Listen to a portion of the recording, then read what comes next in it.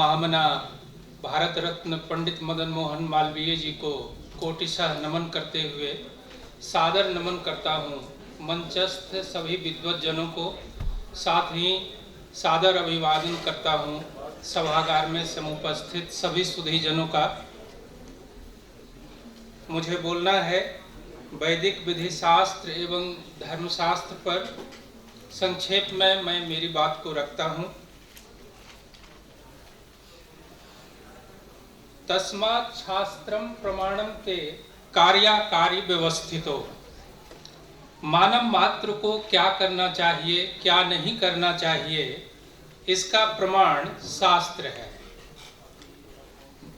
श्रीमद् भगवद गीता में अर्जुन के प्रश्न का उत्तर देते हुए भगवान के इस वचन द्वारा स्पष्ट होता है कि मानव के संपूर्ण क्रियाकलाप का आधार या प्रमाण जो है वह शास्त्र है।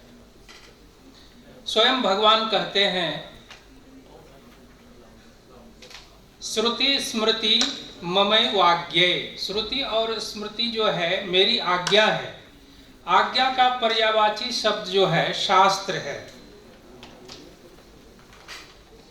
मनु ने भी कहा है, वेदो अखिलो धर्म मूलम स्मृतिशीले च तद्विदाम आचारश्चैव साधूनाम आत्मनस्तुष्टिरेव च। सनातन धर्म के कुल 14 विद्या स्थान बताए गए हैं। उसमें धर्मशास्त्र भी गिने जाते हैं। पुराण न्याय मीमांसा धर्मशास्त्रांग मिश्रिता वेदाः स्थानानि विद्यानां धर्मस्य च 14। वस्तुतः शास्त्रं तु पुरतः कृत्वा शस्त्रं कृत्वा तु पृष्ठतः उभाभ्याम यो जगत शास्ति तम नमाम्यज संभवम। शस्त्रं दंडेन अपसिद्धांतात् शास्ति अपसिद्धांतात् वारयति सिद्धांताय च प्रेरयति। शास्त्रमपि अपसिद्धांतात् वारयति सिद्धांताय च प्रेरयति किंतु अनुशासनात्। अतएव आचार्यः ग्रंथादौ प्रतिजानीते अथ शब्दानुशासनम अथ योगानुशासनम इत्यादि। तथैव धर्मशास्त्रमपि अपकर्मणः अपधर्मात् वारयति श्रुति स्मृति सिद्धांतित कर्म प्रति प्रेरयति। वस्तुतः धर्म कर्म शब्दों समानार्थो। यज्ञेन यज्ञमयजन्ति देवास्तानि धर्माणि इति मंत्रे धर्म शब्दः नपुंसक लिंगे प्रयुक्तः सन् कर्म लक्ष्यति। अतः धर्मशास्त्रे धर्म तत्वं कर्म तत्वमेव कर्मानुबंधिनी मनुष्यलोके। तत्व शब्दस्य अनेके अर्थाः। अत्र तत्वं नाम सारः। यथा अनादि निधनं ब्रह्म शब्द तत्वं यदक्षरम् इत्यत्र शब्द तत्वं नाम शब्दस्य मुख्याभिधेयं तत्वं तथैव धर्म तत्वं नाम धर्मस्य मुख्याभिधेयं तत्वं जगद्धारकं कर्म। वस्तुतः गर्भाधानादारभ्य मृत्यु पर्यन्तम अर्थात आजीवनम जीवनानंतरमपि धर्मशास्त्रस्य उपयोगिता अनिवार्यता अस्ति इत्यत्र नास्ति कश्चित् संदेहः। वास्तव में धर्मशास्त्र का क्षेत्र जो है अत्यंत व्यापक है, क्योंकि प्रातः जागरण से लेकर रात्रि के शयन पर्यंत मानव के जितने क्रियाकलाप हैं, दिनचर्या हैं, वे सारे धर्मशास्त्र के प्रतिपाद्य विषय हैं। फिर भी धर्मशास्त्र के प्रतिपाद्य विषयों में मुख्य रूप से 3 विषय को महत्व दिया गया है, आचार, व्यवहार और प्रायश्चित। उसमें आचार की अभी बात नहीं करूंगा, प्रायश्चित की भी बात नहीं करूंगा, व्यवहार की बात करूंगा। व्यवहार अध्याय याज्ञवल्क्य स्मृति का आप देखेंगे। व्यवहार के बारे में याज्ञवल्क्य जी लिखते हैं, चतुष्पाद व्यवहारोयम विवादेषु उपदर्शितः। व्यवहार को आजकल हम कानून से या लॉ से अभिहित करते हैं। वही जो है वहाँ कात्यायन ने परिभाषा भी दी है, बी नाना अर्थे अब संदेहे हरणम हार उच्यते, नाना संदेह हरणात व्यवहार इति स्मृतः। तो व्यवहार को आज के परिप्रेक्ष्य में हम कानून, उसमें सबसे महत्वपूर्ण बात जो है, जो मैंने अनुभव किया है, अभी सर बता रहे थे, गंगा के ऊपर सरकार इतनी पैसा दे रही है और फिर भी उसका प्रदूषण जो है खत्म नहीं हो रहा है। मैंने कहा था जो गंगा के ऊपर पैसा आवंटित करने की अपेक्षा नहीं है, आवश्यकता नहीं है, हमारे और आपके ऊपर जो है सरकार को पैसा खर्च करना चाहिए, क्योंकि गंगा अपने आप को प्रदूषण नहीं फैला रही है, प्रदूषण हम फैला रहे हैं, आप फैला रहे हैं। हमको आपको, अभी हम लोग मंत्र पढ़ते हैं, ओम अपवित्र पवित्रो वा सर्वास्थांग गतोपि वा यह स्मरेत पुंडरी काक्षम सौ बाह्याभ्यंतर। वो बाह्य और आभ्यंतर जो है, उसमें बाह्य जो प्रदूषण है उससे खतरनाक और भयावह है आंतरिक प्रदूषण।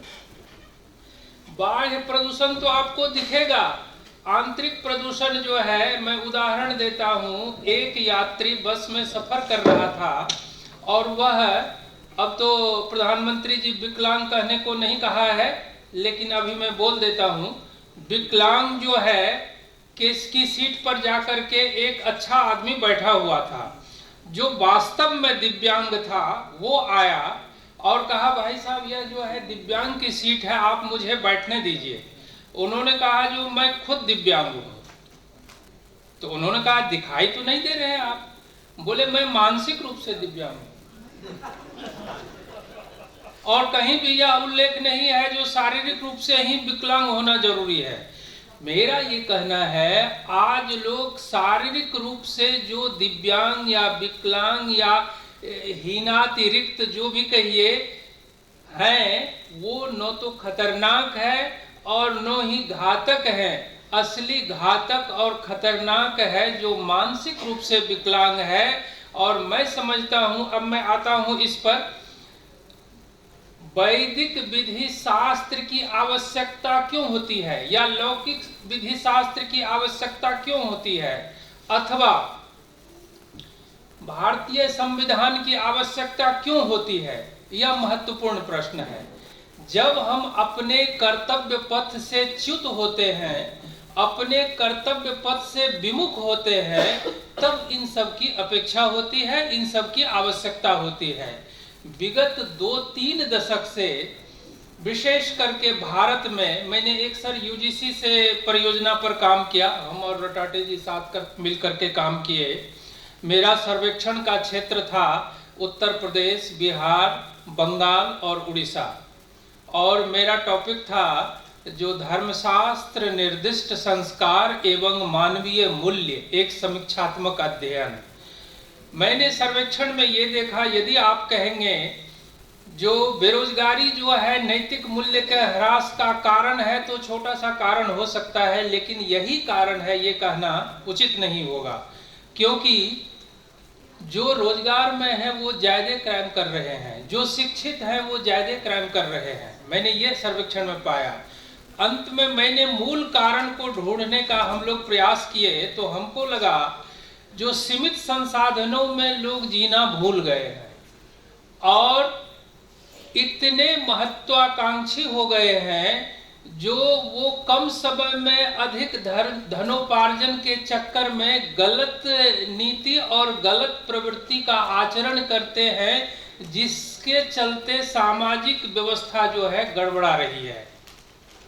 अभी आप, भगवान स्वयं कहते हैं चातुर्वर्ण्यम मया सृष्टम गुण कर्म विभाग सह।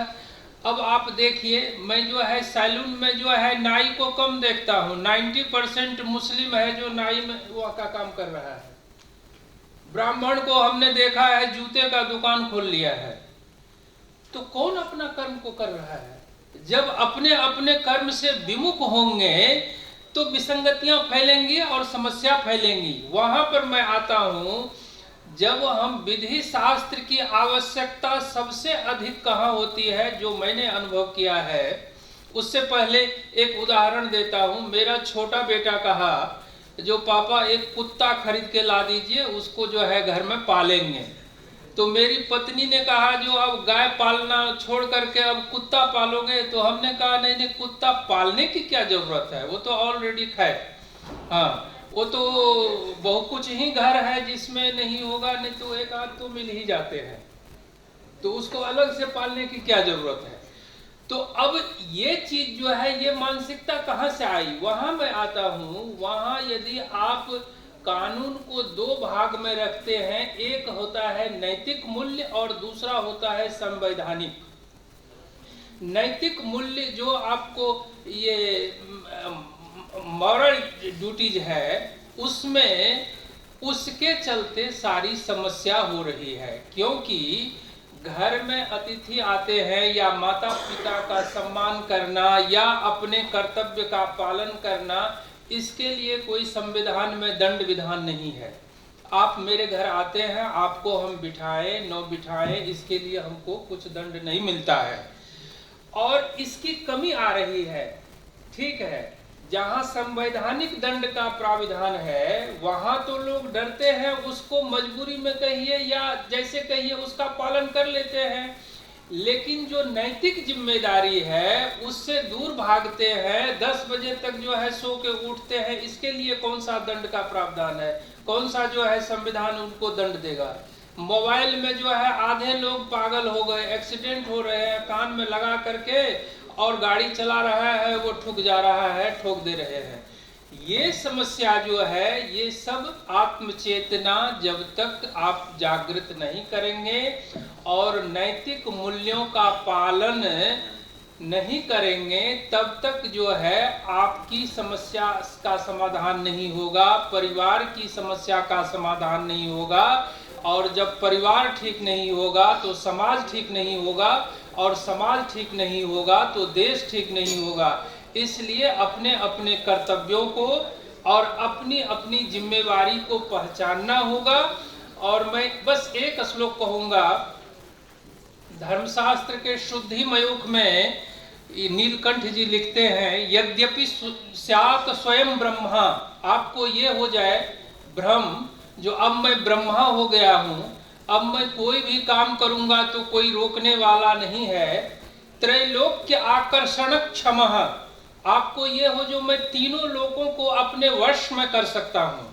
तथापि लौकिकाचारम मनसापि नो लंघयेत, फिर भी जो हमारी परंपरा है, हमारा आचार है, विचार है, संस्कार है, उसका उल्लंघन नहीं होना चाहिए। तभी जो है सुंदर समाज होगा और सुंदर परिवार होगा। हम बोलते हैं परिवार में दिल लगाना चाहिए और समाज में दिमाग लगाना चाहिए, उल्टा हो गया है। परिवार में दिमाग लग गया है और समाज में दिल लग गया है। ठीक है, और जिस घर में जो है इस तरह की बात होती है, वहाँ न तो शांति है न समृद्धि है। मैं अधिक समय न लेते हुए अंतिम में स्मृत्यर्थ सार की पंक्ति पर आप लोगों का ध्यान आकृष्ट कराना चाहता हूँ। कर्मणा मनसा वाचा यत्नात् धर्मम समाचरे, मन से, कर्म से। धर्म का अर्थ कभी भी गीता पढ़ना, रामायण पढ़ना, ये भी हो सकता है, यही नहीं है। धर्म का अर्थ है कर्तव्य। कर्मणा मनसा वाचा यत्नात् धर्मम समाचरे अस्वर्ग्यम लोक विद्विष्टम, जो लोक निंदित हो और स्वर्ग के कैवल्य के मार्ग को प्रशस्त न करता हो, ऐसा धर्म का भी आचरण नहीं करना चाहिए। इसी पंक्ति को बोलते हुए मैं मेरी वाणी को विराम देता हूँ। आप सबको प्रणाम करते हुए बहुत बहुत धन्यवाद।